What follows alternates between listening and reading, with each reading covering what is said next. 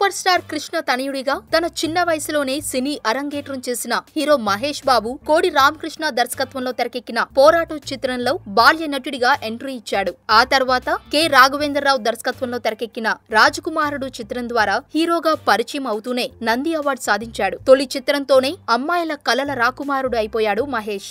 గుణశేఖర్ దర్శకత్వంలో వచ్చిన ఒక్కడు మూవీతో టాలీవుడ్ లో టాప్ హీరోస్ లిస్ట్ లో చేరిపోయాడు. ఆ చిత్రానికి గాను ఉత్తమ నటుడిగా తొలి ఫిలింఫేర్ అవార్డు అందుకున్నాడు. అలాగే అతడు సినిమాకి గాను మరో నంది అవార్డును అందుకున్నాడు. ఆ తర్వాత కాలంలో వచ్చిన పోక్రి సినిమాతో తనలోని మాస్ యాంగిల్ ని ప్రేక్షకులకు పరిచయం చేశాడు. ఈ సినిమా తన కెరీర్ లోనే బ్లాక్ బస్టర్ హిట్ గా నిలిచింది. ఆ తర్వాత వచ్చిన ఖలేజా, దూకుడు, బిజినెస్ మ్యాన్ వంటి చిత్రాలతో ప్రేక్షకులని అలరించాడు. అలాగే తన మొదటి మల్టీ స్టారర్ చిత్రంగా సీతమ్మ వాకిట్లో సిరిమల్ల చెట్టు సినిమాని అందించాడు.